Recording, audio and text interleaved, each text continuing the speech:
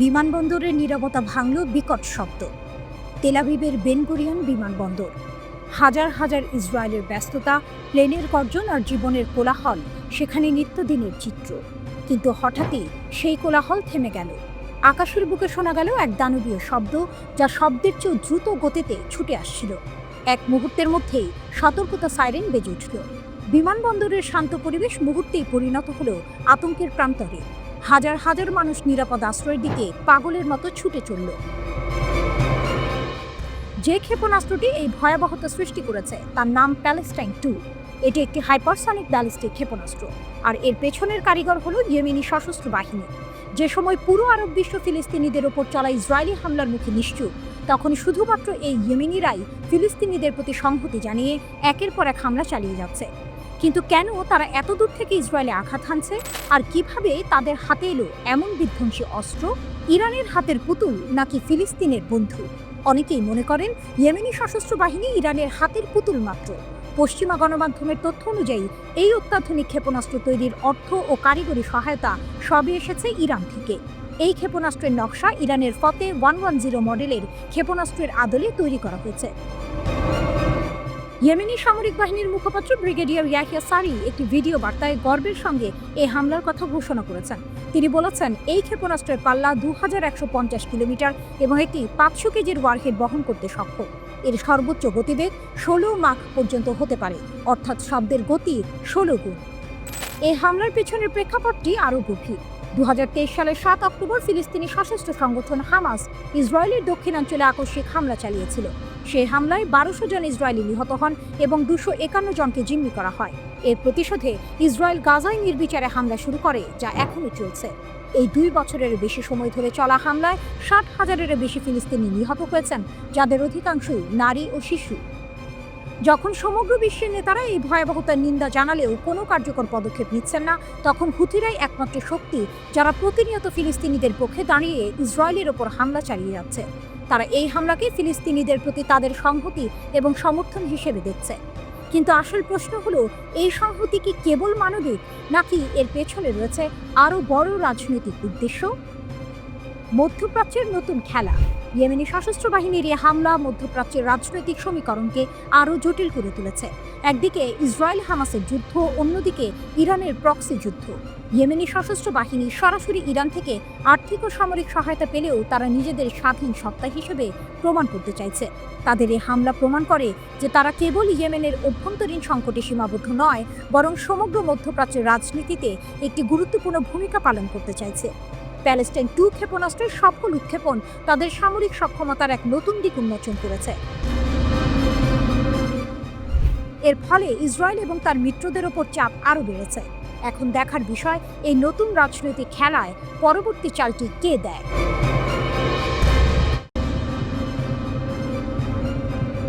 ভাসছে ফাঁদে নেতানিয়াহুর শেষ চাল। যুদ্ধটা শুরু হয়েছিল এক উচ্চাকাঙ্ক্ষী লক্ষ্য নিয়ে। ইসরায়েলের প্রধানমন্ত্রী বেনিয়ামিন নেতানিয়াহু চেয়েছিলেন হামাসকে সম্পূর্ণভাবে নির্মূল করতে এবং ইসরায়েলি বন্দীদের ফিরিয়ে আনতে। কিন্তু প্রায় 2 বছর ধরে যুদ্ধ চালিয়েও সেই লক্ষ্য অধরা রয়ে গেছে। নেতানিয়াহুর প্রতিটি চাল যেন ব্যর্থ হচ্ছে। হামাসের প্রতিরোধের দেয়াল ভাঙা যায়নি, বরং নেতানিয়াহু এখন এমন এক ফাঁদে আটকে গেছেন যেখান থেকে বের হওয়ার পথ খুঁজে পাচ্ছেন না। পরিস্থিতি আরও জটিল হয়ে উঠেছে ইসরায়েলি প্রধানমন্ত্রীর জন্য। নেতানিয়াহু এখন নতুন এক চাল চেলেছেন। তিনি পুরো গাজা উপত্যকা দখল করার পরিকল্পনা করছেন, কিন্তু এই সিদ্ধান্ত তার নিজ দেশেই তীব্র বিরোধিতার মুখে পড়েছে। এমনকি তার সেনাপ্রধান এবং অন্যান্য শীর্ষ কর্মকর্তারাও এই পরিকল্পনার বিরোধিতা করছেন। তাদের মতে, পুরো গাজা দখল করা হলে ইসরায়েল এক গভীর সংকটে পড়বে। ওয়াল স্ট্রিট জার্নাল এর এক প্রতিবেদনেও বলা হয়েছে, নেতানিয়াহুর এই সিদ্ধান্ত এক বড় বিপদ ডেকে আনতে পারে। সেনাপ্রধানের পরামর্শ হলো পুরো গাজা দখলের পরিবর্তে ছোট ছোট অভিযান চালিয়ে হামাসকে দমন করা। এতে সৈন্যদের ওপর চাপ কমবে এবং কৌশলগত ঝামেলাও এড়ানো যাবে। সেনাপ্রধানের ভাষায়, আমাদের সেনাদের যুদ্ধের ক্লান্তি কমানোর কথা ভাবা উচিত এবং হামাসের ফাঁদে পা দেওয়া থেকে নিজেদেরকে রক্ষা করা উচিত। অন্যদিকে নেতানিয়াহুর কট্টর ডানপন্থী সমর্থকরা, যেমন তার জাতীয় নিরাপত্তা বিষয়ক মন্ত্রী, তাকে পুরো গাজা দখলের জন্য চাপ দিচ্ছে। এই চাপেই নেতানিয়াহু সম্ভবত তার শেষ চালটি চালছেন। জয়ের সুবাস নাকি নতুন সংকট? গাজার প্রায় ৭৫% এলাকা ইসরায়েলের দখলে থাকলেও পুরোটা দখল করা তাদের জন্য প্রায় অসম্ভব। কারণ যদি ইসরায়েল পুরো গাজা দখল করে তবে তাদের লাখ লাখ ফিলিস্তিনির খাদ্য ও অন্যান্য মৌলিক চাহিদা পূরণের দায়িত্বও নিতে হবে। ফিলিস্তিনি প্রতিরোধ বাহিনী এমন এক জায়গায় যুদ্ধকে নিয়ে এসেছে যেখানে নেতানিয়াহুর পক্ষে পুরো এলাকা দখল করা কার্যত অসম্ভব। নেতানিয়াহু এই মুহূর্তে এক দাবার চালের মধ্যে আটকে গেছেন। একদিকে তার রাজনৈতিক ভবিষ্যতের চাপ, অন্যদিকে দেশের ভেতর থেকে আসা তীব্র বিরোধিতা। হামাস যেন নেতানিয়াহুকে এমন এক জালে আটকে ফেলেছে যেখানে তার প্রতিটি পদক্ষেপই আরও গভীর সংকটের জন্ম দিচ্ছে। ইসরায়েলিরা বুঝতে পারছে যে তাদের প্রধানমন্ত্রী নিজের ছোড়া বিষে নিজেই নীল হচ্ছেন। এখন প্রশ্ন হলো, নেতানিয়াহু কি তার সেনাপ্রধানের কথা শুনবেন নাকি তার কট্টর সমর্থকদের কথায় কান দেবেন? গাজার প্রতিরোধ যোদ্ধারা কি শেষ পর্যন্ত জয়ের সুবাস পাবে নাকি নেতানিয়াহু আরও বড় কোনো সংকট তৈরি করবেন? এই যুদ্ধের পরিণতি এখন কোন দিকে মন নেয় তা দেখার জন্য অধীর আগ্রহে অপেক্ষা করছে পুরো বিশ্ব।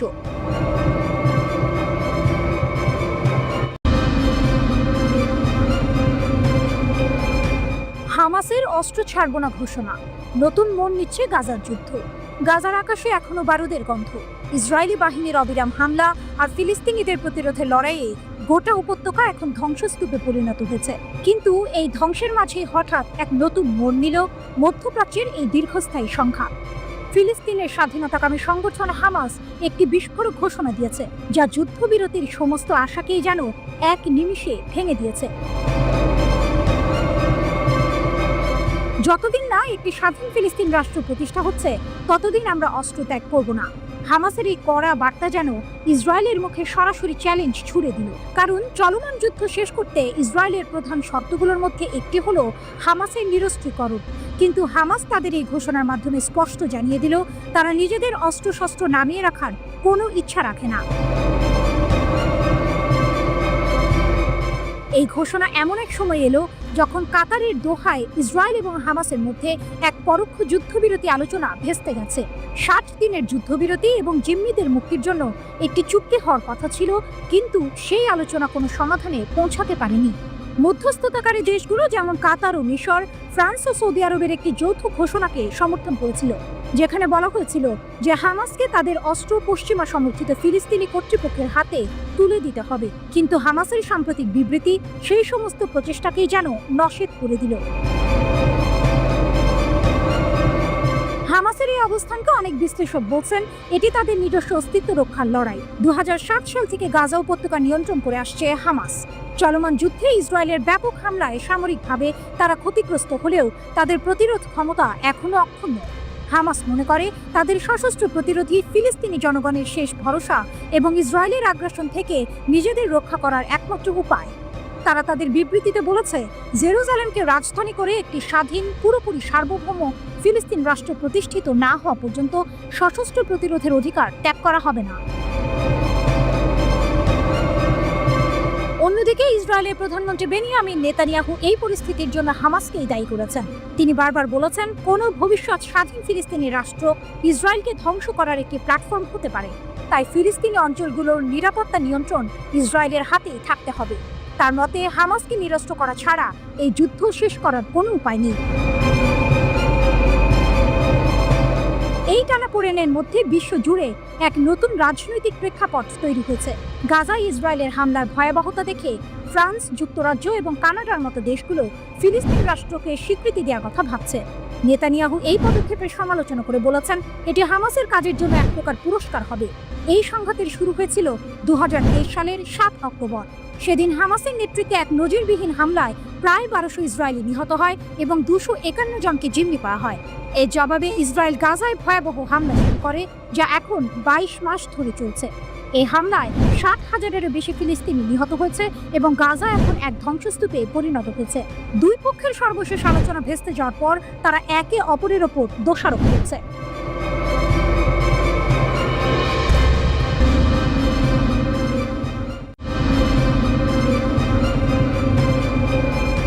সৌদি আরবের স্বপ্নে হুথিদের আঘাত, লোহিত সাগরের বন্দর কি এবার অচল? মধ্যপ্রাচ্যে সৌদি আরবের যুবরাজ মোহাম্মদ বিন সালমানের এক স্বপ্ন দেশের তেল নির্ভরতা কমিয়ে এক বৈচিত্র্যময় আধুনিক অর্থনীতি গড়ে তোলা। তার এই স্বপ্নের নাম ভিশন 2030। এই স্বপ্নের কেন্দ্রে ছিল লোহিত সাগর উপকূলকে ঘিরে বিশাল সব প্রকল্প। যেমন বিলাসবহুল হোটেল, অত্যাধুনিক বন্দর এবং শিল্পাঞ্চল গড়ে তোলা। কিন্তু যুবরাজের সেই স্বপ্নের উপর যেন কালো মেঘের ছায়া ফেলেছে ইয়েমেনের সশস্ত্র বাহিনীর হামলা। এই হামলা লোহিত সাগরের বাণিজ্য পথকে এতটাই বিপজ্জনক করে তুলেছে যে সৌদি আরবের বন্দরগুলো এখন কার্যত অচল হয়ে পড়েছে। 2014 সালে চালু হওয়া সৌদি আরবের অন্যতম গুরুত্বপূর্ণ বন্দর কিং আবদুল্লাহ বন্দর। এই বন্দরটি মূলত ট্রান্সশিপমেন্টের জন্য পরিচিত ছিল। বড় জাহাজ থেকে পণ্য নামিয়ে ছোট জাহাজে তুলে অন্য গন্তব্যে পাঠানোই ছিল এর প্রধান কাজ। কিন্তু হুথিদের হামলার পর এই বন্দরের চিত্র পুরোপুরি পাল্টে গেছে। মেরিন ট্রাফিকের তথ্য অনুযায়ী 2023 সালে এই বন্দরে যেখানে 188টি কন্টেইনারবাহী জাহাজ এসেছিল, 2024 সালে তা কমে দাঁড়ায় মাত্র 59টিতে, প্রায় 70% পতন। চলতি বছরেও পরিস্থিতি একই রকম। এই বন্দর এখন এতটাই লোকসানে চলছে যে মালিকরা চাইলেও এটি বিক্রি করতে পারছেন না। বন্দরের কর্মকর্তারা বলছেন, আন্তর্জাতিক শিপিং কোম্পানিগুলো এখন লোহিত সাগর এড়িয়ে আফ্রিকার দক্ষিণ প্রান্ত দিয়ে ঘুরে যাচ্ছে। এতে তাদের পথ লম্বা হলেও তারা হুথিদের হামলার ঝুঁকি এড়াতে পারছে। এই কারণে কিং আবদুল্লাহ বন্দরের ট্রান্সশিপমেন্ট ব্যবসা প্রায় বন্ধ হয়ে গেছে।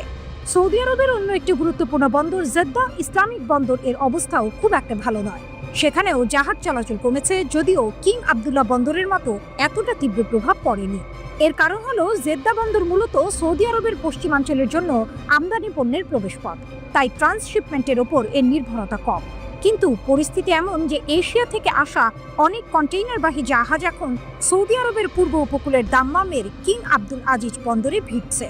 এক কর্মকর্তা জানান, দাম্মাম এখন তুলনামূলকভাবে নিরাপদ। এই পুরো ঘটনাটি যুবরাজ সালমানের ভিশন 2030 এর জন্য এক বড় ধাক্কা। লোহিত সাগর উপকূলকে ঘিরে তার যে স্বপ্ন ছিল তা হুথিদের হামলায় কার্যত হুমকির মুখে পড়েছে। বিশেষজ্ঞরা বলছেন, ভিশন 2030 এর সাফল্যের জন্য লোহিত সাগর উপকূলের উন্নয়ন অত্যন্ত জরুরি ছিল, কারণ এটি তেল গ্যাসের বাইরে অর্থনৈতিক বৈচিত্র্য আনার একটি প্রধান উপায়। এখানে এক নাটকীয় মোচড় আসে যখন দেখা যায় ইয়েমেনি সশস্ত্র বাহিনী শুধুমাত্র ইসরায়েলের দিকে মনোযোগ দিয়েছে। গাজায় যুদ্ধবিরতি চলাকালীন তারা সমুদ্রপথে হামলা বন্ধ রেখেছিল, কিন্তু ইসরায়েল একতরফাভাবে যুদ্ধবিরতি বাতিল করলে হুথিরা আবার হামলা শুরু করে। এই গ্রীষ্মে তারা গ্রিসের 2টি জাহাজ ডুবিয়ে দেয়, যা আন্তর্জাতিক শিপিং কোম্পানিগুলোকে আরও বেশি সতর্ক করে তোলে। মার্কিন প্রেসিডেন্ট ডোনাল্ড ট্রাম্প হুথিদের বিরুদ্ধে ব্যাপক বিমান হামলা শুরু করলেও সৌদি আরব তাকে অনুরোধ করে মে মাসের উপসাগর সফরের আগে হামলা বন্ধ করতে। মিশরের গোয়েন্দা কর্মকর্তারাও মার্কিন কর্মকর্তাদের বলেছেন, হুথিদের থামানোর একমাত্র উপায় হলো গাজায় স্থায়ী যুদ্ধবিরতি। অর্থাৎ হুথিদের এই হামলার মূল কারণ রাজনৈতিক, সামরিক নয়। এর সমাধানও সামরিকভাবে সম্ভব নয়। সৌদি আরবের জন্য এটি এক কঠিন চ্যালেঞ্জ। একদিকে যুবরাজের স্বপ্নের প্রকল্প, অন্যদিকে হুথিদের হামলা। এই পরিস্থিতি কি যুবরাজের স্বপ্নকে পুরোপুরি ভেঙে দেবে, নাকি এর থেকে বেরিয়ে আসার কোনো পথ খুঁজে বের করা সম্ভব হবে? এটাই এখন মধ্যপ্রাচ্য রাজনীতির সবচেয়ে বড় প্রশ্ন।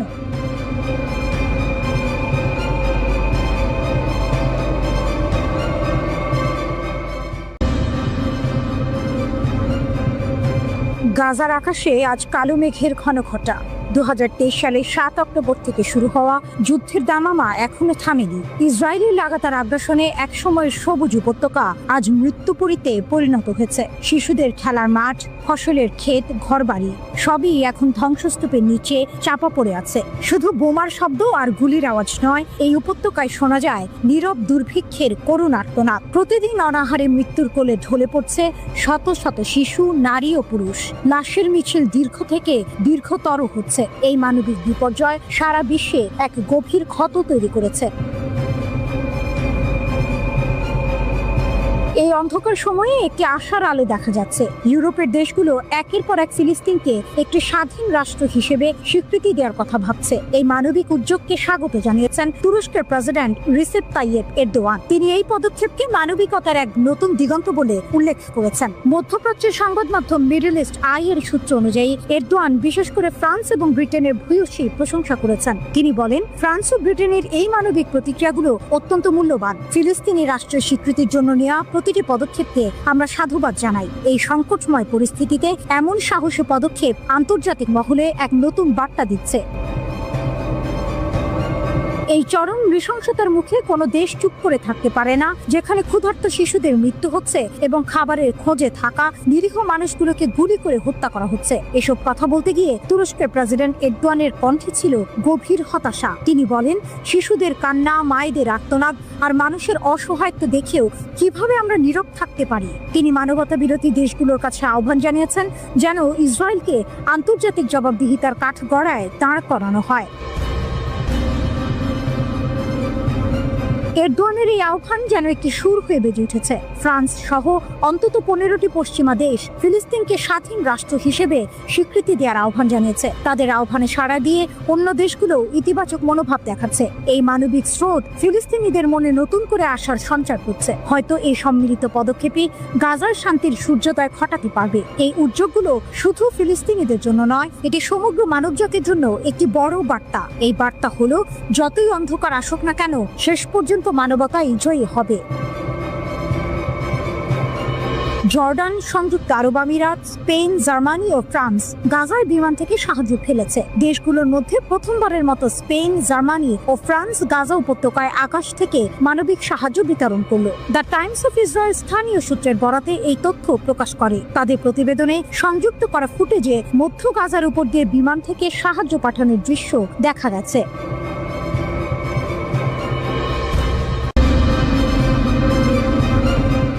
ইরানপন্থী ইয়েমেনি সশস্ত্র বাহিনী আবারও ইসরায়েলে হামলা চালালো। 5টি হুথি ড্রোন ইসরায়েলি 3টি গুরুত্বপূর্ণ স্থানে আঘাত এনেছে। বেন গুরিয়ন বিমানবন্দরের পর এখন তেল আবিব ইয়েমেনি সশস্ত্র বাহিনীর আক্রমণের কবলে। ইরান সমর্থিত ইয়েমেনি সশস্ত্র বাহিনী জানিয়েছে তারা 30 জুলাই ইসরায়েলের নতুন করে ড্রোন হামলা চালিয়েছে। হুথি মুখপাত্র ইয়াহিয়া সারি জানিয়েছেন যে 3টি গুরুত্বপূর্ণ ইসরায়েলি স্থান সফলভাবে লক্ষ্যবস্তুতে পরিণত হয়েছে।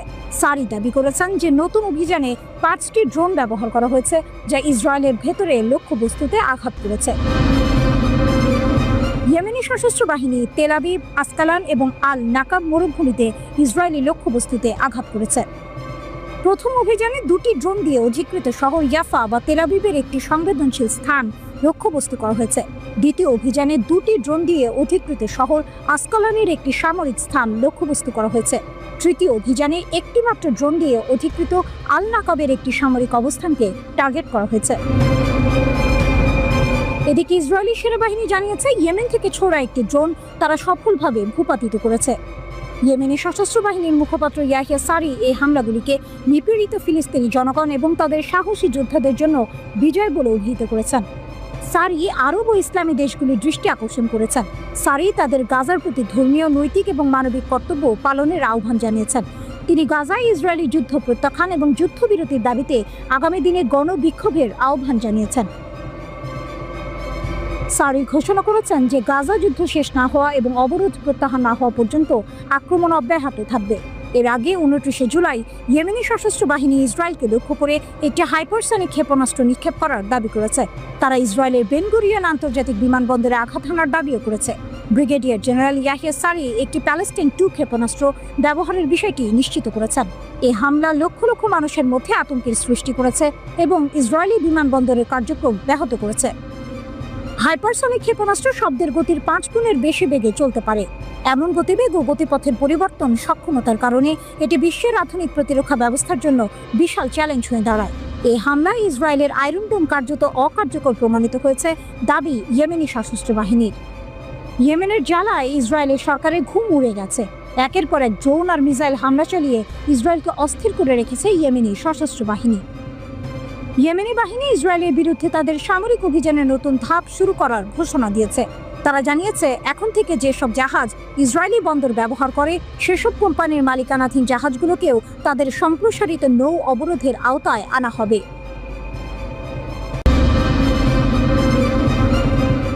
এমবিএস এর প্রতিশ্রুতির কয়েক ঘন্টা পরেই সৌদি আরবের প্রতিবেশী ইসরায়েলে ক্ষেপণাস্ত্র নিক্ষেপ করেছে। ইসরায়েলের সাথে সম্পর্ক স্থাপনের চুক্তি প্রত্যাখ্যান করায় ইসরায়েলি ক্ষেপণাস্ত্র সাইরেন বাজছে। এই অভিযানের পর মধ্য ইসরায়েল এবং জেরুজালেম এলাকায় সাইরেন বেজে ওঠে। 18 মার্চ গাজা যুদ্ধবিরতি শেষ হওয়ার পর থেকে ইয়েমেনের সশস্ত্র বাহিনী ইসরায়েলের দিকে 66টি ক্ষেপণাস্ত্র নিক্ষেপ করেছে। এছাড়াও একই সময়ে ইয়েমেনি যোদ্ধারা ইসরায়েলের দিকে 17টি ড্রোনও নিক্ষেপ করেছে। ইয়েমেনের বিদ্রোহীরা ইসরায়েলের ধ্বংসাত্মক যুদ্ধ অব্যাহত থাকায় গাজার পাশে থাকার প্রতিশ্রুতি দিয়েছে। ইয়েমেনি সশস্ত্র বাহিনী যুদ্ধের অবসান এবং ছিটমহলের ওপর ইসরায়েলি অবরোধ তুলে নেওয়ার দাবি জানিয়েছে। তারা লোহিত সাগর এবং এডেন উপসাগরে আন্তর্জাতিক জাহাজ চলাচলেও আক্রমণ চালিয়ে যাচ্ছে। গাজা যুদ্ধের মধ্যে ইয়েমেনি সশস্ত্র বাহিনী ইসরায়েলের সাথে বাণিজ্যে জড়িত যে কোনো জাহাজকে লক্ষ্য করে হামলা চালানোর প্রতিশ্রুতি দিয়েছে। ইসরায়েলের উপর সর্বশেষ আক্রমণটি এমন এক সময় ঘটল যখন গাজার পরিস্থিতি বিশ্বকে আতঙ্কিত করে তুলেছে। ইসরায়েলি অবরোধের কারণে গাজায় ব্যাপক দুর্ভিক্ষ বিশ্ব জুড়ে ক্ষোভের সৃষ্টি করেছে। দুই রাষ্ট্র সমাধানের পক্ষে সমর্থন আদায়ের জন্য জাতিসংঘে 2 দিনের সম্মেলনের আয়োজন করে সৌদি আরব এবং ফ্রান্স। ফিলিস্তিনি রাষ্ট্রের রোডম্যাপ ছাড়া ইসরায়েলের সাথে সম্পর্ক স্বাভাবিক করার সম্ভাবনা নাকচ করে দিয়েছে সৌদি আরব। ফিলিস্তিন ইসরায়েল দ্বন্দ্বের অবসানে একটি কার্যকর স্থায়ী দ্বিরাষ্ট্র সমাধান বাস্তবায়নে স্পষ্ট, সময় সীমাবদ্ধ এবং অপরিবর্তনীয় পদক্ষেপ নেওয়ার আহ্বান জানিয়েছে সৌদি আরব ও ফ্রান্স। রিয়াদ ও প্যারিসের যৌথ উদ্যোগে প্রকাশিত এক ঘোষণাপত্রে গাজায় 21 মাস ধরে চলা যুদ্ধ অবসানের মধ্য দিয়ে সমাধান প্রক্রিয়া শুরু করার কথা বলা হয়েছে। ঘোষণাপত্রে বলা হয়েছে, যুদ্ধবিরতির পরপরই গাজায় একটি অস্থায়ী প্রশাসনিক কমিটি গঠন করতে হবে যা ফিলিস্তিনি কর্তৃপক্ষের আওতায় পরিচালিত হবে। সেই সঙ্গে জাতিসংঘ নিরাপত্তা পরিষদের ম্যান্ডেটভুক্ত একটি আন্তর্জাতিক স্থিতিশীলতা মিশন মোতায়েনের প্রস্তাব দেওয়া হয়েছে। এই মিশনে অংশ নিতে আগ্রহ প্রকাশ করেছে বেশ কয়েকটি রাষ্ট্র। এদিকে দীর্ঘদিন অবরুদ্ধ ফিলিস্তিনের গাজা উপত্যকার ক্ষুধার্ত ও দুর্দশাগ্রস্ত মানুষের জন্য মানবিক সহায়তা পাঠিয়েছে সৌদি আরব। 30 জুলাই সকালে রাফা ক্রসিং দিয়ে 6টি ট্রাকে করে এসব সহায়তা গাজায় প্রবেশ করে। আরব নিউজ জানিয়েছে, সৌদি বাদশাহ সালমানের মানবিক সহায়তা ও ত্রাণ কেন্দ্রকে এস রিলিফের তত্ত্বাবধানে এই সহায়তা পাঠানো হয়েছে। ট্রাকগুলোতে প্রধানত খাদ্য সামগ্রী ছিল, যা গাজার ক্ষুধার্ত জনগণের জন্য অত্যন্ত প্রয়োজনীয় বলে বিবেচিত। ইসরায়েলের টানা বর্বর হামলার কারণে গাজা এখন ভয়াবহ মানবিক সংকটে পড়েছে।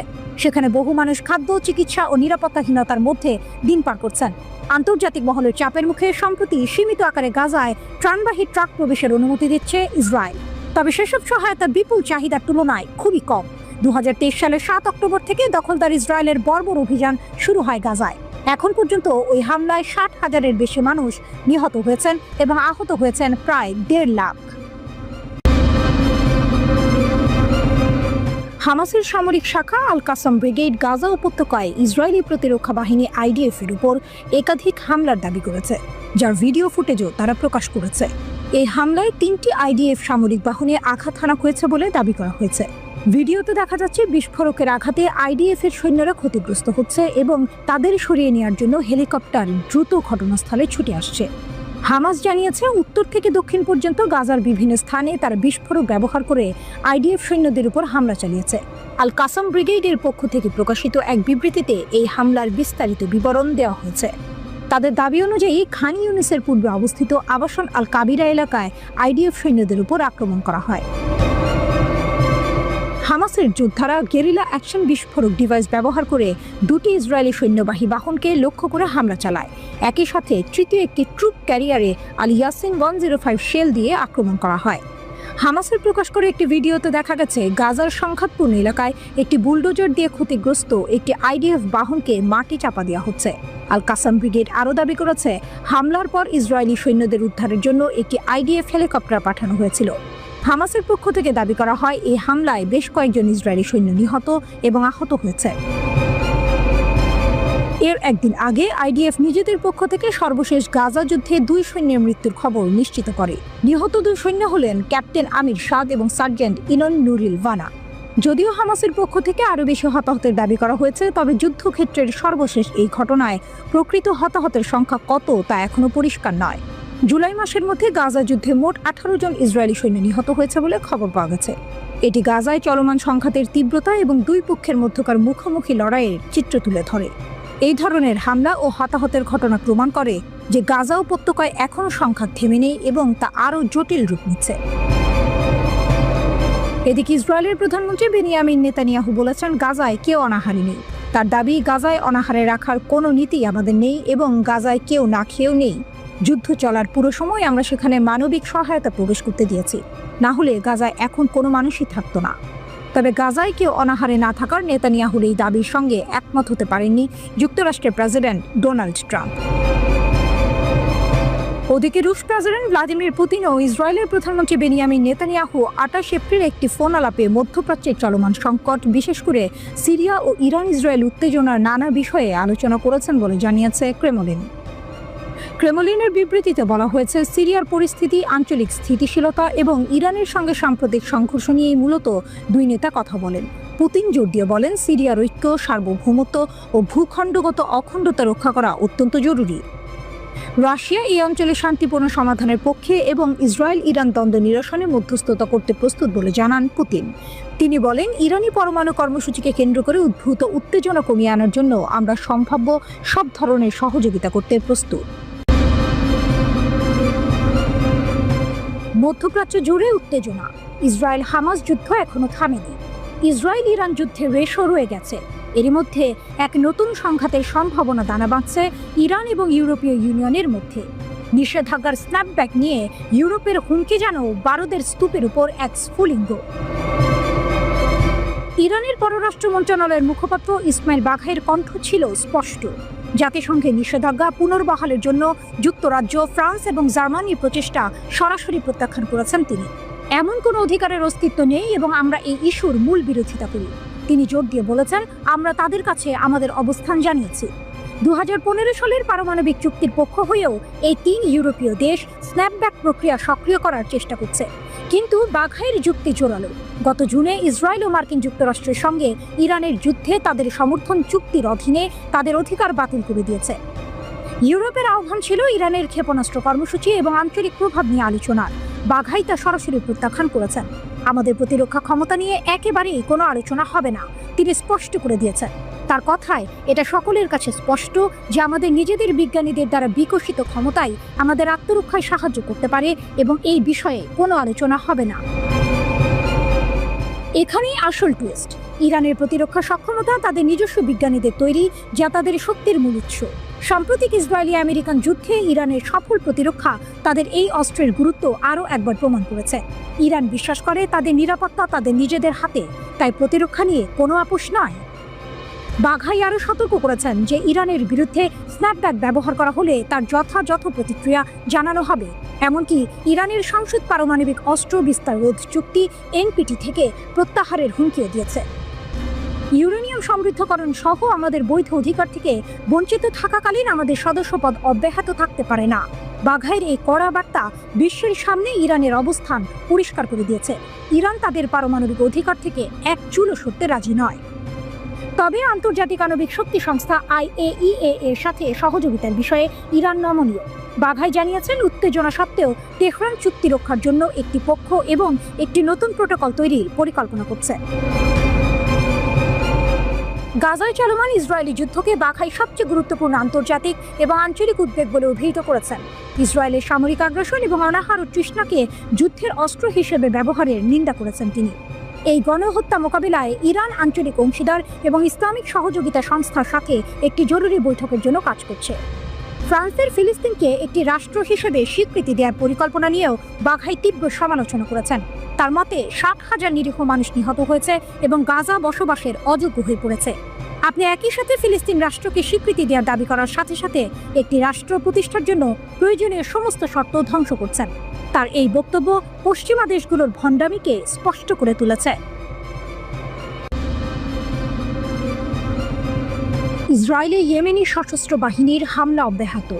বীর সেবা লক্ষ্য করে নতুন ক্ষেপণাস্ত্র নিক্ষেপ, ড্রোন হামলার দাবি। ইয়েমেনি সশস্ত্র বাহিনী ইসরায়েলের ওপর আক্রমণ বন্ধ করতে অস্বীকৃতি জানিয়েছে, যার ফলে মধ্যপ্রাচ্যে উত্তেজনা আরও বাড়ছে। ইয়েমেন থেকে ইসরায়েলের বীর সেবা লক্ষ্য করে একটি ব্যালিস্টিক ক্ষেপণাস্ত্র নিক্ষেপ করা হয়। যদিও ইসরায়েল এটিকে সফলভাবে প্রতিহত করার দাবি করেছে, তবে ইয়েমেনি সশস্ত্র বাহিনীও দাবি করেছে প্যালেস্টাইন 2 হাইপারসনিক ব্যালিস্টিক ক্ষেপণাস্ত্র ব্যবহার করে চালানো এই হামলা সফল হয়েছে। এর পাশাপাশি তারা ইলাক, আশকেলন এবং হাদেরার মতো গুরুত্বপূর্ণ ইসরায়েলি লক্ষ্যবস্তুতে 3টি ড্রোন হামলারও দাবি করেছে।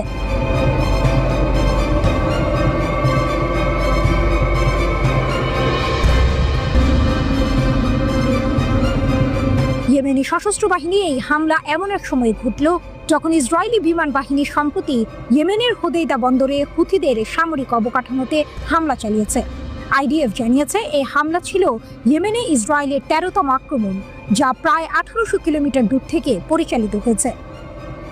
ইয়েমেনি সশস্ত্র বাহিনীর নিক্ষিপ্ত ক্ষেপণাস্ত্রটি ইসরায়েলের মৃত সাগর এবং দক্ষিণ পশ্চিম তীরের কাছাকাছি এলাকায় সাইরেন বাজিয়েছিল। ইয়েমেনি সশস্ত্র বাহিনী তাদের বিবৃতিতে বলেছে যে এই অভিযান সফলভাবে তার লক্ষ্য অর্জন করেছে। তারা আরও সতর্ক করে দিয়েছে যে গাজার বিরুদ্ধে ইসরায়েলের আগ্রাসন বন্ধ না হওয়া এবং অবরোধ প্রত্যাহার না করা পর্যন্ত তারা তাদের অভিযান বন্ধ করবে না। এর আগে 23 জুলাই তারিখে আরেকটি ক্ষেপণাস্ত্র ইসরায়েলের সীমান্তের বাইরে পড়েছিল। এই ধারাবাহিক আক্রমণগুলো আইডিএফ এবং তাদের আয়রন ডোম প্রতিরক্ষা ব্যবস্থাকে সতর্ক থাকতে বাধ্য করছে। 2023 সালের গাজা যুদ্ধের 1 মাস পর থেকে ইয়েমেনি সশস্ত্র বাহিনী ইসরায়েল এবং লোহিত সাগরে চলাচলকারী বাণিজ্যিক জাহাজগুলোকে লক্ষ্য করে হামলা শুরু করে। যদিও মে মাসে তারা মার্কিন জাহাজগুলোকে লক্ষ্যবস্তু না করার জন্য যুক্তরাষ্ট্রের সাথে একটি চুক্তিতে সম্মত হয়েছিল, তবে চলতি মাসের শুরুতে সামুদ্রিক পরিবহনের ওপর তাদের আক্রমণ বেড়েছে। ইয়েমেনি সশস্ত্র বাহিনী হামলায় ইতিমধ্যে 2টি জাহাজ ধ্বংস ও ডুবে গেছে, যার ফলে বেশ কয়েকজন নাবিকের প্রাণহানি ঘটেছে। 18 মার্চ থেকে এখন পর্যন্ত ইয়েমেনি সশস্ত্র বাহিনী ইসরায়েলের 65টি ব্যালিস্টিক ক্ষেপণাস্ত্র এবং 17টি ড্রোন হামলা চালিয়েছে। ইরান সমর্থিত এই গোষ্ঠীটি ইসরায়েলের বিরুদ্ধে তাদের অভিযান চালিয়ে যাওয়ার ব্যাপারে দৃঢ় প্রতিজ্ঞ। গাজায় ইসরায়েলি সামরিক অভিযানের পাল্টা জবাবে 2023 সালের নভেম্বর থেকে হুথিরা ইসরায়েলের ওপর ড্রোন ও ক্ষেপণাস্ত্র হামলা চালানো শুরু করে। এমনকি 2024 সালের সেপ্টেম্বরে ইসরায়েলের প্রধান বিমানবন্দর লক্ষ্য করে তীব্র ক্ষেপণাস্ত্র হামলা চালানো হয়। আকাশ প্রতিরক্ষা ব্যবস্থার মাধ্যমে বেশিরভাগ হামলাই প্রতিহত করেছে ইসরায়েল। তবে 2024 সালের জুলাইয়ে একটি ড্রোন তেল আবিবে আঘাত করে। এতে 1 জন নিহত এবং 10 জন আহত হয়। যুক্তরাষ্ট্র বলছে জাহাজে হামলা চালাতে হুথিদের সহায়তা করেছে ইরান, তবে ইরান এই অভিযোগ অস্বীকার করেছে। সৌদি আরব ও যুক্তরাষ্ট্রের দাবি, ইয়েমেনের গৃহযুদ্ধের সময় জাতিসংঘের অস্ত্র নিষেধাজ্ঞা লঙ্ঘন করে ইরান হুথিদের কাছে ড্রোন, ক্রুজ এবং ব্যালিস্টিক ক্ষেপণাস্ত্র সহ নানা ধরনের অস্ত্র পাচার করেছে।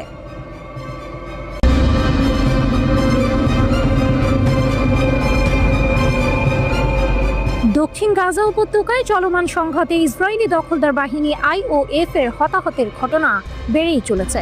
23 জুলাইয়ের সংঘর্ষে একজন ইসরায়েলি সৈন্য গুরুতর আহত হওয়ার খবর নিশ্চিত করেছে দখলদার সেনাবাহিনী। এর আগের দিন আরও একজন ইসরায়েলি সৈন্যের মৃত্যুর খবর জানানো হয়েছিল। এই ঘটনাগুলো ফিলিস্তিনি প্রতিরোধের তীব্রতা এবং দখলদার বাহিনীর দুর্বলতা স্পষ্ট করে তুলছে। রিপোর্ট আল মায়াদিনের। ইসরায়েলি দখলদার সেনাবাহিনী 24 জুলাই একটি বিবৃতিতে জানিয়েছে, বুধবার দক্ষিণ গাজা উপত্যকায় সংঘর্ষের সময় তাদের একজন সৈন্য গুরুতর আহত হয়েছে। আহত সৈন্য 188 ব্রিগেডের 71 ব্যাটালিয়নের সাজোয়াকুরের সদস্য। ইসরায়েলি গণমাধ্যম সূত্রের খবর অনুযায়ী মর্টার হামলায় মাথায় আঘাত পেয়ে এই সৈন্য গুরুতর জখম হন এবং দ্রুত তাকে চিকিৎসার জন্য হাসপাতালে নিয়ে যাওয়া হয়। এই ঘটনাটি গাজা উপত্যকা জুড়ে ফিলিস্তিনি প্রতিরোধ যোদ্ধাদের ক্রমবর্ধমান অভিযানের মধ্যে ঘটেছে। ফিলিস্তিনি প্রতিরোধ বাহিনী সামরিক ইউনিটগুলোকে লক্ষ্য করে তাদের হামলা জোরদার করেছে, যা দখলদার বাহিনীর জন্য বড় চ্যালেঞ্জ তৈরি করছে। 22 জুলাই আইওএফ তাদের একজন সৈন্যের মৃত্যুর খবর নিশ্চিত করেছে। ওই সৈন্য 36 বছর বয়সী একজন রিজার্ভ স্টাফ সার্জেন্ট ছিলেন, যিনি 5ম ব্রিগেডের 7020 ব্যাটালিয়নে কর্মরত ছিলেন এবং দক্ষিণ গাজা উপত্যকার রাফায় যুদ্ধের সময় নিহত হন। ফিলিস্তিনি প্রতিরোধ অভিযানগুলো দখলদার বাহিনীর ওপর ক্রমাগত হতাহতের ঘটনা ঘটিয়ে যাচ্ছে, যা ইসরায়েলি সেনাবাহিনীর জন্য বড় উদ্বেগের কারণ হয়ে দাঁড়িয়েছে। গাজা উপত্যকায় ফিলিস্তিনি প্রতিরোধ আন্দোলন, বিশেষ করে আল কাসাম ব্রিগেড, তাদের কৌশলগত অভিযান ও অতর্কিত হামলা অব্যাহত রেখেছে। এই হামলাগুলোর ফলে ইসরায়েলি দখলদার বাহিনীর মানব সম্পদ এবং বস্তুগত উভয় দিক থেকেই ব্যাপক ক্ষয়ক্ষতি হচ্ছে। আল কাসাম ব্রিগেড ইসরায়েলি দখলদার বাহিনীর বিরুদ্ধে দীর্ঘস্থায়ী যুদ্ধের জন্য তাদের প্রস্তুতি পুনর্ব্যক্ত করেছে। তারা শত্রু বাহিনীকে ক্লান্ত করতে নতুনভাবে বৈচিত্র্যময় কৌশল ব্যবহার করে তাদের অভিযান আরও তীব্র করার প্রতিশ্রুতি দিয়েছে। আল কাসাম ব্রিগেডের মুখপাত্র আবু ওবাইদা ঘোষণা করেছেন, তাদের বর্তমান কৌশল শত্রুদের হতাহত করা, বিশেষ অভিযান পরিচালনা করা এবং সৈন্যদের ধরে আনার চেষ্টা কেন্দ্রিক। এই ঘোষণা প্রতিরোধ বাহিনীর দৃঢ় সংকল্প এবং নতুন কৌশলের ইঙ্গিত দেয়। 18,500 এরও বেশি ইসরায়েলি সেনা আহত। চলতি সপ্তাহের শুরুতে প্রকাশিত একটি প্রতিবেদনে গাজা উপত্যকায় যুদ্ধ শুরু হওয়ার পর থেকে ইসরায়েলি দখলদার বাহিনীর হতাহতের ভয়াবহ চিত্র উঠে এসেছে। ইসরায়েলি চ্যানেল 12-এর 21শে জুলাই প্রকাশিত প্রতিবেদন অনুসারে এই যুদ্ধে 18,500-এরও বেশি ইসরায়েলি সেনা আহত হয়েছে। প্রায় 10 মাস ধরে চলা এই যুদ্ধের ক্রমবর্ধমান সংখ্যা গুরুতর শারীরিক ও মানসিক উভয় ধরনের আঘাতের শিকার হওয়া সৈন্যদের একটি উল্লেখযোগ্য অংশকে তুলে ধরে। প্রতিবেদন অনুযায়ী কমপক্ষে 12,500 সৈন্য শারীরিক আঘাত পেয়েছেন। এর পাশাপাশি 10,000-এরও বেশি সৈন্য আঘাত পরবর্তী মানসিক চাপ, PTSD এবং অন্যান্য মানসিক সমস্যায় ভুগছেন। এটি যুদ্ধের তীব্রতা এবং ইসরায়েলি দখলদার বাহিনীর মধ্যে গভীর মানসিক চাপের প্রতিফলন। আহত সৈন্যদের শারীরিক আঘাতের ধরন থেকেও যুদ্ধের ভয়াবহতা স্পষ্ট হয়। তথ্য থেকে জানা গেছে যে 33% শারীরিক আঘাত অঙ্গ প্রত্যঙ্গে, 13% আঘাত মাথা, চোখ বা কানে এবং 7% মেরুদণ্ড, ঘাড় বা পিঠের সাথে সম্পর্কিত। সাধারণত শহুরে যুদ্ধ এবং বারবার বিস্ফোরণের সংস্পর্শে আসার কারণেই এই ধরনের আঘাত দেখা যায়। সার্বিক পরিস্থিতি ইঙ্গিত দেয় যে গাজায় ফিলিস্তিনি প্রতিরোধ আন্দোলন দখলদার বাহিনীর ওপর চাপ বাড়াচ্ছে এবং ইসরায়েলি সেনাবাহিনী ক্রমশই কঠিন চ্যালেঞ্জের মুখোমুখি হচ্ছে। ভোর হওয়ার ঠিক আগের মুহূর্ত, রাতের অন্ধকার তখনও কাটেনি।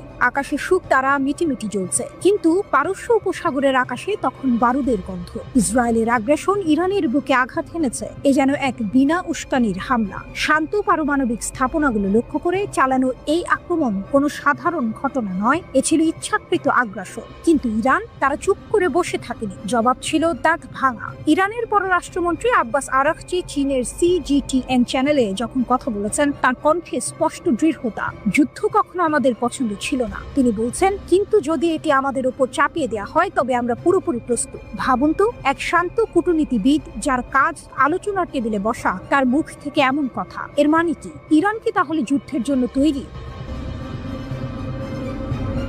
ইসরায়েলের খুব খারাপ ট্র্যাক রেকর্ড নিয়ে সতর্ক করে আরাকচি স্পষ্ট করে দিয়েছেন, কোনো যুদ্ধবিরতি চুক্তিতে তাদের ভরসা নেই। তাদের সেনারা উচ্চ সতর্কতায় আছে, যে কোনো লঙ্ঘনের জন্য তারা প্রস্তুত। এই যে ইরানের এই অপ্রতিরোধ মনোভাব, এর পেছনের রহস্য কি? ইরানের শক্তির মূল কেন্দ্রবিন্দুতে রয়েছে তাদের আত্মরক্ষার অধিকার। আরাকচি বারবার বলেছেন, ইরান আত্মরক্ষার বৈধ অধিকার প্রয়োগ করতে বাধ্য হয়েছে। তাদের সেনারা আক্রমণকারীদের সফলভাবে প্রতিহত করেছে, এতটাই সফলভাবে যে ইসরায়েল নিঃশর্ত যুদ্ধবিরতির জন্য চাপ দিতে বাধ্য হয়েছে। এটা কি শুধু মুখের কথা, নাকি এর পেছনে আছে এক সুসংগঠিত সামরিক শক্তি?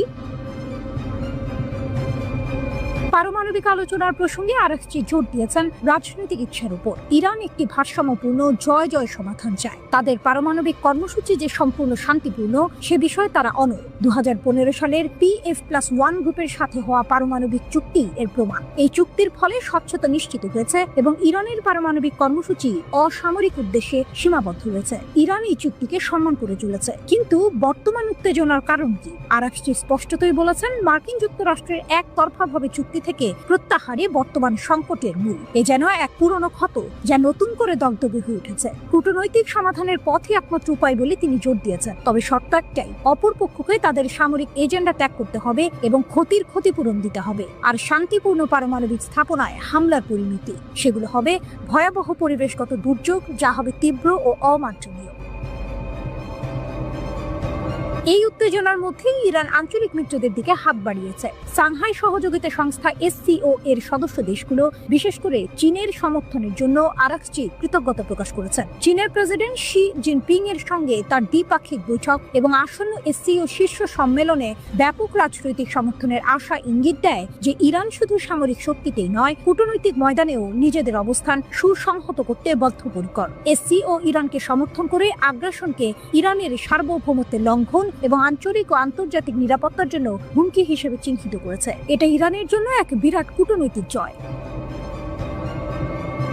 আরাকচির এই বক্তব্য কেবল একটি সতর্কবার্তা নয়, এটি ইরানের আত্মবিশ্বাস ও শক্তিরও বহিঃপ্রকাশ। তাদের অপ্রতিরোধ সামরিক প্রস্তুতি, দৃঢ় কূটনৈতিক অবস্থান এবং আন্তর্জাতিক সমর্থন সবকিছু মিলে এক নতুন ইরানকে দেখা যাচ্ছে। তারা যুদ্ধের উস্কানি দিচ্ছে না, কিন্তু যুদ্ধ যদি তাদের ওপর চাপিয়ে দেওয়া হয় তবে তারা প্রস্তুত। এ যেন এক শান্ত সমুদ্র যা তার গভীরে বিপুল শক্তি ধারণ করে আছে। কখন সেই শক্তি ফেটে পড়বে তা বলা কঠিন, তবে এটা স্পষ্ট, ইরান এখন আর সেই দেশ নয় যাকে সহজে দাবিয়ে রাখা যাবে। তারা নিজেদের অধিকার রক্ষায় যে কোনো মূল্যে লড়তে প্রস্তুত। 21 জুলাই ঢাকার দিয়াবাড়িতে যে ভয়াবহ ঘটনাটি ঘটে গেল তাতে 20 জনের বেশি মানুষ প্রাণ হারিয়েছেন আর আহত হয়েছেন 1.5 শতাধিক। এই মর্মান্তিক দুর্ঘটনার কেন্দ্রবিন্দুতে ছিল বাংলাদেশ বিমান বাহিনীর একটি F7 BGI জঙ্গি বিমান। কিন্তু এই বিমানটি আসলে কেমন, চলুন জেনে নেওয়া যাক এর পেছনের গল্প। F7 BGI স্বল্পমূল্যের শক্তিশালী যোদ্ধা। F7 BGI হচ্ছে চীনের তৈরি চেংদু J7 যুদ্ধ বিমানের সবচেয়ে আধুনিক সংস্করণ। মজার ব্যাপার হলো এটি মূলত সোভিয়েত আমলের কিংবদন্তি MiG-21 এর উন্নত চীনা সংস্করণ। MiG-21 এতটাই জনপ্রিয় যে এটি আজও বিশ্বের অন্যতম বহুল ব্যবহৃত যুদ্ধ বিমানগুলোর একটি। বাংলাদেশ বিমান বাহিনী 2011 থেকে 2013 সালের মধ্যে 16টি F7 BGI যুদ্ধ বিমান হাতে পায়। ভারতীয় সংবাদ মাধ্যম ইকোনমিক টাইমসের তথ্য অনুযায়ী বাংলাদেশের চাহিদা মেটাতে এই সংস্করণটি স্বল্প খরচে তৈরি করা হয়েছিল। গতি, ক্ষমতা ও প্রযুক্তি। এই যুদ্ধ বিমানটি ঘন্টায় সর্বোচ্চ 2200 কিলোমিটার বা ম্যাক 2.2 গতিতে উঠতে পারে। এটি 17,500 মিটার পর্যন্ত উঁচুতে চলাচল করতে সক্ষম। F7 BGI প্রায় 1,500 কেজি ওজন বহন করতে পারে, যার মধ্যে রয়েছে আকাশ থেকে আকাশে নিক্ষেপযোগ্য ক্ষেপণাস্ত্র, লেজার গাইডেড বোমা, এমনকি GPS গাইডেড বোমাও। এর ককপিটে মাত্র একজন বৈমানিক বসতে পারে। ভেতরে রয়েছে আধুনিক ডিজিটাল ডিসপ্লে যা বৈমানিককে সব গুরুত্বপূর্ণ তথ্য সরবরাহ করে। এর রাডার সিস্টেমটি TAJ-6F সংস্করণের, যা এটিকে লক্ষ্যবস্তু শনাক্ত করতে সহায়তা করে। দুর্ঘটনার কালো ছায়া। বাংলাদেশ বিমান বাহিনীর বহরে মোট 36টি F7 যুদ্ধ বিমান রয়েছে, যার বেশিরভাগই F7 BGI। এছাড়াও FT7MB এবং F7 BG ভ্যারিয়েন্টও রয়েছে, কিন্তু এই বিমানগুলো কখনো কখনো বিপর্যয়ের কারণ হয়েছে। 21 জুলাই দিয়াবাড়ির ঘটনাটি F7 মডেলের তৃতীয় দুর্ঘটনা। আন্তঃবাহিনী জনসংযোগ পরিদপ্তর ISPR জানিয়েছে বিমানটি উড্ডয়নের মাত্র 12 মিনিটের মাথায় বিধ্বস্ত হয়। এর আগে 2018 সালের নভেম্বরে টাঙ্গাইলের মধুপুরে মহড়ার সময় একটি F7 BG প্রশিক্ষণ বিমান বিধ্বস্ত হয়েছিল। এরপর 2021 সালের নভেম্বরে তেত্তাবাড়ির জোহরুহা ঘাঁটি থেকে উড্ডয়নের পর বঙ্গোপসাগরে বিধ্বস্ত হয় একটি F7MB। দুঃখজনকভাবে আগের দুটি ঘটনাতেই দুজন বৈমানিক প্রাণ হারিয়েছিলেন। স্বল্পমূল্যে অত্যাধুনিক প্রযুক্তির ছোঁয়া পেলেও এই দুর্ঘটনাগুলো F7 BGI মডেলের নিরাপত্তা নিয়ে প্রশ্ন তুলছে। চীন 2013 সালে এই মডেলের উৎপাদন বন্ধ করে দিয়েছে। এর পেছনের কারণ কি কেবল বাজার চাহিদা নাকি নিরাপত্তার প্রশ্ন ছিল তা নিয়ে জল্পনা থেকে যায়। দিয়াবাড়ির ঘটনাটি শুধু একটি বিমান দুর্ঘটনা নয়, এটি বহু মানুষের জীবনে নেমে আসা এক গভীর শোকের ছায়া। এই বিমানগুলো আকাশসীমা সুরক্ষায় গুরুত্বপূর্ণ ভূমিকা পালন করে, কিন্তু যখন তারা নিজেই বিপদের কারণ হয়ে দাঁড়ায় তখন সত্যিই বেদনাদায়ক এক পরিস্থিতি তৈরি হয়। এই ঘটনার পুঙ্খানুপুঙ্খ তদন্ত এবং ভবিষ্যতে এমন ঘটনার পুনরাবৃত্তি রোধে কার্যকর পদক্ষেপ নেওয়া অত্যন্ত জরুরি। গাজায় ধ্বংসযজ্ঞ। ইরানের শীর্ষ নেতা আয়াতুল্লাহ খামেনির হুঙ্কার ও মুসলিম বিশ্বের দোটানা। রাত গভীর, মধ্যপ্রাচ্যের আকাশে তখনও জ্বলছে পুরনো এক যুদ্ধের আগুন, যার শিখা এসে পড়েছে গাজার মাটিতে। এই আগুন শুধু ঘরবাড়ি পোড়াচ্ছে না, পোড়াচ্ছে মানবিকতা, গুড়িয়ে দিচ্ছে আশা। আর এই আগুন যখন তীব্র থেকে তীব্রতর হচ্ছে, ঠিক তখনই তেহরানের মসনদ থেকে ভেসে এলো এক হুঙ্কার। ইরানের সর্বোচ্চ নেতা আয়াতুল্লাহ আলী খামেনির কণ্ঠ থেকে বেরিয়ে আসা সেই তীক্ষ্ণ শব্দগুলো যেন তীরের ফলার মতো বিঁধছে মুসলিম বিশ্বের কর্মকুহরে। এ কোনো সাধারণ বিবৃতি নয়, এ যেন এক আলটিমেটাম, এক চরম হুঁশিয়ারি। তার এক্স হ্যান্ডেল সাবেক টুইটারে খামেনি যেন সরাসরি চোখে চোখ রেখে প্রশ্ন ছুঁড়ে দিয়েছেন মুসলিম দেশগুলোর প্রতি। তার বার্তা স্পষ্ট, গাজায় নীরব থাকার সময় এখন নয়। এই বাক্যটি শুধু একটি শব্দ সমষ্টি নয়, এটি যেন এক নীরব বিস্ফোরণ। তিনি বলছেন, যদি কোনো মুসলিম সরকার যে কোনো রূপে ইহুদিবাদী শাসন ব্যবস্থাকে সমর্থন করে এবং ফিলিস্তিনি সাহায্য বন্ধ করে, তাহলে অপমানের চিরস্থায়ী চিহ্ন তাদের সুনামকে কলঙ্কিত করবে। এই কথাগুলো কোনো সাধারণ কূটনৈতিক ভাষার মারপ্যাচ নয়, এ যেন এক অভিশাপের বাণী, যা ভবিষ্যৎ প্রজন্মের জন্য তাদের কাপুরুষতার ইতিহাস লিখে রাখবে। গাজার পরিস্থিতি তখনও ভয়াবহ। হামাস নিয়ন্ত্রিত স্বাস্থ্য মন্ত্রণালয়ের সতর্কবার্তা ছিল স্পষ্ট, ক্ষুধার্ত, দুর্বল আর অসুস্থতায় ধুঁকতে থাকা গাজার হাসপাতালগুলো মৃত্যুপুরীতে পরিণত। শত শত মানুষ মৃত্যুর মুখে, অথচ আন্তর্জাতিক মহলের নীরবতা যেন পাথর চাপা দিয়ে রেখেছে মানবিকতার কণ্ঠস্বরকে। জাতিসংঘের কণ্ঠ থেকেও ভেসে এসেছিল একই আর্তনাদ, জরুরি সাহায্য ছাড়া ফিলিস্তিনিরা অনাহারের মুখোমুখি। এমন এক পরিস্থিতিতে খামেনির এই হুঙ্কার যেন নিভে যাওয়া প্রদীপে হঠাৎ এক ঝলক আলোর শিখা। ইরানের পররাষ্ট্রমন্ত্রীও ছাড়লেন না।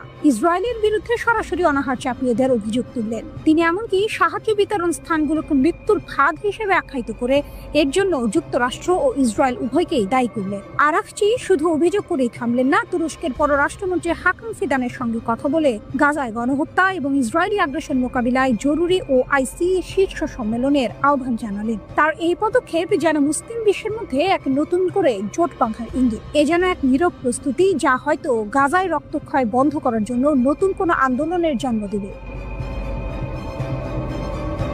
পরিস্থিতি এতটাই জটিল যে স্থানীয় স্বাস্থ্য কর্মকর্তাদের তথ্য অনুযায়ী গাজায় ইসরায়েলের যুদ্ধে 58,000-এরও বেশি ফিলিস্তিনি নিহত হয়েছে। এই সংখ্যাটি কেবল একটি পরিসংখ্যান নয়, এটি মানব ইতিহাসের এক কালো অধ্যায়ের সাক্ষী। প্রশ্ন হলো, খামেনির এই হুমকি কি মুসলিম বিশ্বের ঘুম ভাঙাতে পারবে, নাকি এই হুঙ্কারও অন্যান্য প্রতিবাদের মতো নীরবতায় ঢাকা পড়ে যাবে? মুসলিম বিশ্বের নেতারা কি এই অপমানের চিরস্থায়ী চিহ্ন নিজেদের গায়ে লাগতে দেবেন, নাকি গাজার জন্য এক হয়ে রুখে দাঁড়াবেন? সময়ের ঘড়ির কাঁটা ঘুরছে, আর প্রতিটি টিকটিকে গাজার মাটিতে বাড়ছে মৃত্যুর সংখ্যা। গাজার আগুন কি সত্যিই মুসলিম বিশ্বের বিবেককে জাগিয়ে তুলবে? ইউরোপের আকাশে পারমাণবিক মেঘ, ট্রাম্পের পদক্ষেপ ও মস্কোর প্রতিক্রিয়া। ইউরোপের ভূ রাজনৈতিক মঞ্চে ফের ঘনিয়ে আসছে একটি নতুন মেঘ, যা বিশ্ব জুড়ে ছড়িয়ে দিয়েছে গভীর উদ্বেগ। রণাঙ্গনের প্রতিটি পদক্ষেপ এখন নিবিড়ভাবে পর্যবেক্ষণ করা হচ্ছে, কারণ ডোনাল্ড ট্রাম্পের একটি কথিত বড় সামরিক পদক্ষেপ এবং ইউরোপে মার্কিন পারমাণবিক অস্ত্রের সম্ভাব্য পুনর্মোতায়েন নিয়ে মস্কোর প্রথম প্রতিক্রিয়া বিশ্বকে এক নতুন উত্তেজনার মুখে ঠেলে দিয়েছে। সংবাদ শিরোনামগুলো যেন এক নাটকীয় চিত্রনাট্যের ইঙ্গিত দিচ্ছে। দ্য টাইমস এবং টেলিগ্রাফের মতো প্রভাবশালী সংবাদ মাধ্যমগুলো প্রথমবারের মতো খবর প্রকাশ করেছে যে মার্কিন যুক্তরাষ্ট্র 2008 সালের পর এই প্রথমবার যুক্তরাজ্যে পারমাণবিক অস্ত্র মোতায়েন করেছে। প্রতিবেদনে বলা হয়েছে, বেশ কয়েকটি B-16-12 থার্মোনিউক্লিয়ার গ্র্যাভিটি বোমা সাফরের রাফ ল্যাকেনহিথ বিমান ঘাঁটিতে স্থানান্তরিত করা হয়েছে। ধারণা করা হচ্ছে এই বোমাগুলো মার্কিন যুক্তরাষ্ট্রের কিটল্যান্ড বিমান ঘাঁটি থেকে উড়িয়ে আনা হয়েছে। যদি এই খবর সত্যি হয়, তবে এটি হবে এক দশকেরও বেশি সময় পর ব্রিটেনে মার্কিন পারমাণবিক অস্ত্রের প্রথম মোতায়েন। B-16-12 একটি কৌশলগত পারমাণবিক বোমা, যা পরিবর্তনশীল শক্তি এবং নির্ভুলতা নির্দেশিকা সম্পন্ন। এর উপস্থিতি নিঃসন্দেহে আঞ্চলিক শক্তির ভারসাম্যে এক নতুন মাত্রা যোগ করবে। এই সংবাদের প্রতিক্রিয়ায় ক্রেমলিনের মুখপাত্র দিমিত্রি পেসকভ দ্রুত সতর্কবার্তা দিয়েছেন। তিনি বলেছেন, মস্কো ব্রিটেনে মার্কিন পারমাণবিক অস্ত্র পুনর্মোতায়েনের প্রতিবেদন নিবিড়ভাবে পর্যবেক্ষণ করছে। পেসকভ জোর দিয়ে বলেছেন, এই ধরনের পদক্ষেপ বিশ্বব্যাপী উত্তেজনাকে বহুগুণ বাড়িয়ে দেবে। পুতিনের এক সহযোগীও পারমাণবিক অস্ত্র মোতায়েনের বিষয়ে উত্তেজনা বৃদ্ধির ব্যাপারে সতর্ক করেছেন, যা রাশিয়ার গভীর উদ্বেগের ইঙ্গিত দেয়। ক্রমবর্ধমান নিরাপত্তা উদ্বেগের মধ্যে রাশিয়ার কর্মকর্তারা প্রতিটি ঘটনা অত্যন্ত সতর্কতার সাথে পর্যবেক্ষণ করছেন। যদিও মস্কো প্রতিবেদনগুলো লক্ষ্য করেছে, তবে তারা এখনো কোনো প্রতিশোধমূলক পদক্ষেপ নিশ্চিত করেনি, যা পরিস্থিতিকে আরো রহস্যময় করে তুলেছে। এই নাটকীয়তার মাঝেই আরেকটি গুরুত্বপূর্ণ খবর সামনে এসেছে। আমেরিকার নতুন এবং বিশ্বের বৃহত্তম বিমানবাহী রণতরী সক্রিয় মোতায়েনে প্রবেশ করেছে। রাশিয়ার উপপররাষ্ট্রমন্ত্রী সের্গেই রিয়াবকভ মন্তব্য করেছেন, ইউক্রেন সংঘাতের কারণে মস্কোর সঙ্গে প্রত্যক্ষ সংঘাতের ঝুঁকিতে রয়েছে যুক্তরাষ্ট্র। রুশ বার্তা সংস্থা RIA কে দেয়া এক সাক্ষাৎকারে তিনি এই গুরুতর সতর্কবার্তা দেন। একই সাক্ষাৎকারে তিনি পারমাণবিক অস্ত্র নিয়ন্ত্রণ চুক্তি নবায়নের বিষয়ে অনিশ্চয়তার ইঙ্গিত দিয়েছে। মার্কিন সংবাদ মাধ্যম নিউজউইক এই খবর জানিয়েছে।